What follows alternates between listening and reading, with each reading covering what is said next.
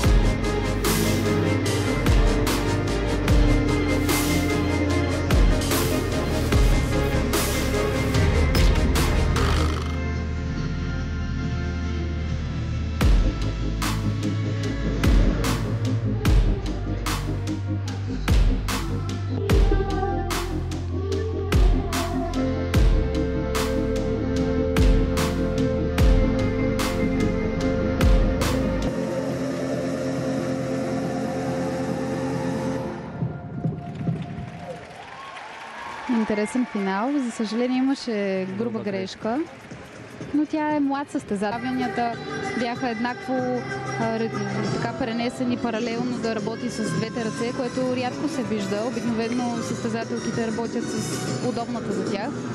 Явно има добре развита координация и добри умения. Добра пируетна техника демонстрира Виктория.